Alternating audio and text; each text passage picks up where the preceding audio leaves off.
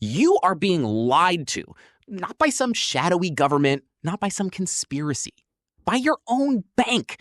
Right now, the average savings account in America pays you 0.46% interest per year. You put in $10,000, they give you $46. That's it. A dinner for two at Chili's.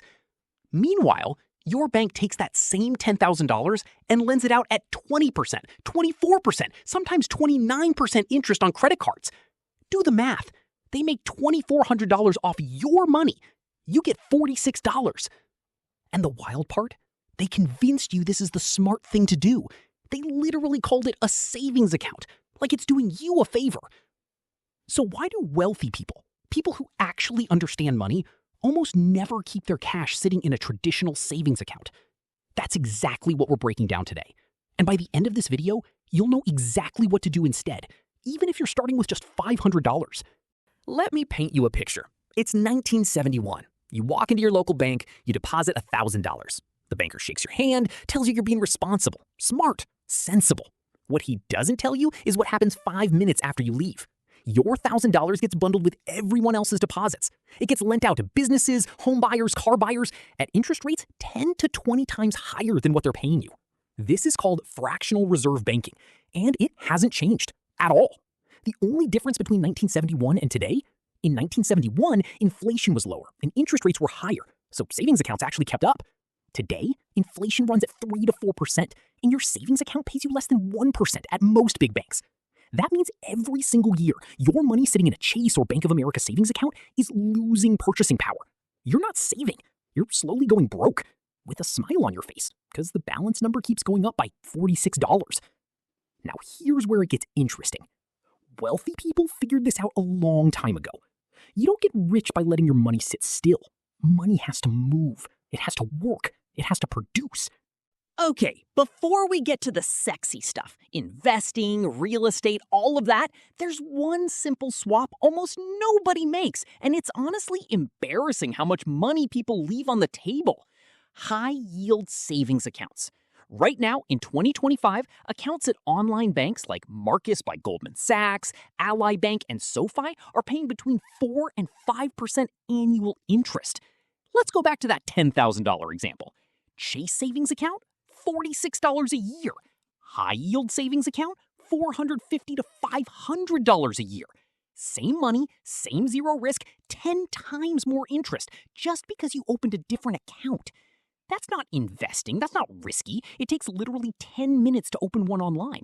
And yet 80% of Americans still have their emergency fund sitting in a big bank earning nothing. Why? Because the big banks don't advertise this. They spend billions on commercials showing you friendly tellers and free coffee. They don't want you to know that their competitor down the internet is paying you 10 times more. So, step one, and this is your homework before this video is even over. Google Best High Yield Savings Account 2025. Move your emergency fund there. Done. You just gave yourself a raise. But that's just the beginning, because high-yield savings accounts are still not what wealthy people use for real wealth building. Okay, here's a number that will change how you think about money forever. The S&P 500, which is just a basket of the 500 biggest companies in America, has returned an average of about 10% per year over the last 100 years. Through recessions, through crashes, through wars. 10%. Put $10,000 in a savings account for 30 years at 0.5%, you end up with about $11,600. Put $10,000 in an S&P 500 index fund for 30 years at 10%, you end up with $174,000. Same starting point, same 30 years, $174,000 versus $11,000. This is not a secret. Warren Buffett, one of the richest investors alive, has said publicly, repeatedly, that most people should just put their money in a low-cost S&P 500 index fund and leave it alone. And yet most people don't do it. You know why? Because it's boring. There's no app sending you dopamine hits, no ticker going up and down, no story to tell at a party.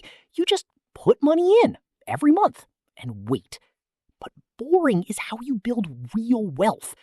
The easiest way to start is with a Roth IRA, a retirement account where your money grows completely tax-free. You can put up to $7,000 a year in, invest it in an index fund through Fidelity or Vanguard, and 30 years from now, you pay zero taxes on the gains. Zero! The government literally built a tax-free wealth-building machine, and most people are ignoring it because it doesn't feel exciting enough. Now let's talk about what truly wealthy people do differently. They think about money in terms of assets. And an asset has one job, to make more money while you sleep. A savings account doesn't do that. Not really. But a rental property does. A dividend stock does. A business does. Even a high-yield bond does. The rich aren't smarter than you. They just learned, usually from watching other rich people, that the goal is to convert your paycheck into assets as fast as possible. Then let those assets generate income. Then use that income to buy more assets. That cycle, earn, convert, grow, is the whole game. Now, I know what you're thinking. I can't afford a rental property. Fair. But you can afford a REIT, a real estate investment trust. It's basically a stock that owns real estate. You can buy into it for $50. It pays dividends, it goes up in value. You're a real estate investor now. Congratulations. The point isn't that everyone needs to buy a duplex in Dallas. The point is that every dollar you earn has two possible futures. It can sit in a savings account slowly dying, or it can be deployed into something that grows. Wealthy people are obsessed with the second option. So let's tie this all together, because I don't want you to watch this and feel overwhelmed. I want you to walk away with a plan. Here's the simple version, what I call the money waterfall. Step 1, keep 1 month of expenses in your regular checking account. Just enough to pay bills without stress. Step 2, keep your emergency fund, 3 to 6 months of expenses in a high-yield savings account. Not Chase, not Bank of America, online, high-yield, 5%. Step 3, every dollar above that gets invested. First, max out your Roth IRA, $7,000 a year. That's $583 a month. Put it in a total market index fund and don't touch it. Step 4, if you have more left after that, look at brokerage accounts, REITs, or whatever income-generating asset makes sense for your life. That's it. That's the whole system that wealthy people use. Not because it's complicated, but because it's relentlessly consistent. The savings account isn't evil. You still need one, but it's a parking spot, not a destination. Your money should always be on its way somewhere better. Here's the honest truth. The difference between people who build wealth and people who don't, it's almost never income. There are people making $200,000 a year with nothing saved, and people making $45,000 a year who retire at 55. The difference is this. Wealthy people know that a savings account is a tool, not a strategy. And now, so do you.